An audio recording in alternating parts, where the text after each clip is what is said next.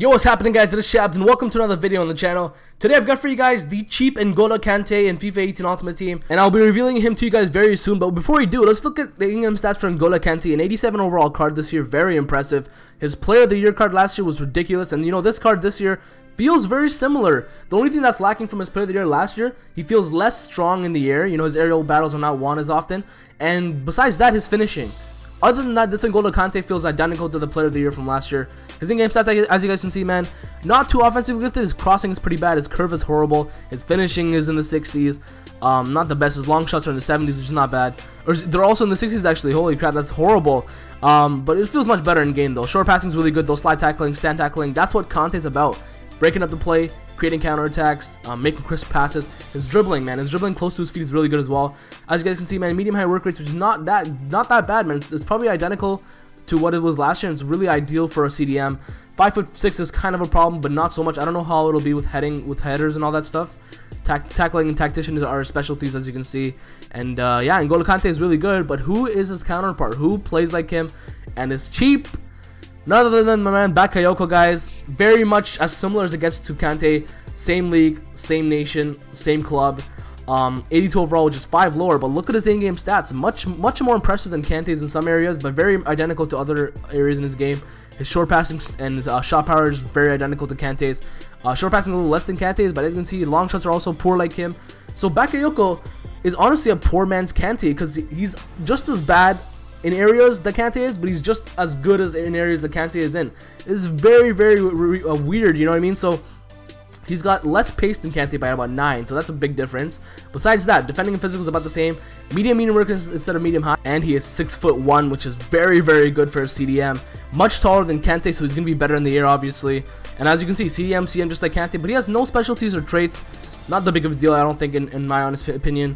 But that's this team that I played him in, guys, with Chelsea. I played 3 or 4 games, all legendary against different squads. What a pass. So one of the biggest things about Bakayoko is his passing is ridiculous, guys. This is not a guy you're going to be playing on your team to score goals, but his passing is brilliant. He's great with his link-up play. The biggest thing about Bakayoko, though, is he's just like Kante, man. He's going to break up the play. That's the biggest thing you're buying him for. If you want a Kante like Bakayoko, he is who you want. He's, as you can see, he's going to score a goal here, though. The only goal I scored, I believe, in the whole episode you're going to see here. But as you know, guys, Bakayoko, and his hair is white. That white, it's like a faded, snowy white on his head. It looks brilliant in game. But Bakayoko, as you guys have seen the highlights, man, look at his strength. He's going to out-muscle guys, get great tackles in, slide tackle in. Look at those tackles, man. They're very precise, great precision. And his passing, guys, you're going to notice with his passing, incredibly impressive, man. Bakayoko's passing, short passes, long passes, they're very good. They start counterattacks, they start attacking plays really well, and oftentimes Bakayoko's going to be a guy that you're not going to notice in the game, but quietly he's going to provide you such a great impact that is invaluable. You can't pay for what he does. He breaks up the play, and then quietly your team scores a goal, and you're like, wow, I just scored a goal. And if you look back and you look at the replays and you look at the highlights and you study your gameplay, you're going to see who was the one who broke up the play? Bakayoko. Who started all these attacks? Bakayoko. And that's what's great about him. And he was playing with Kante, but he wasn't getting overshadowed. He was getting just as many tackles in. He was getting just as many passes in. He was creating a lot of good plays. That's what you want out of Bakayoko, and that's what he's going to bring you guys. A lot like Kante, except like I said, guys, Kante's finishing is bad too. But Kante's finishing is not as bad as Bakayoko's. You know, Bakayoko's finishing, he's got 49, I believe, shooting on his card. Guys, it shows. It really does show. But look at that pass to Morata. What a pass.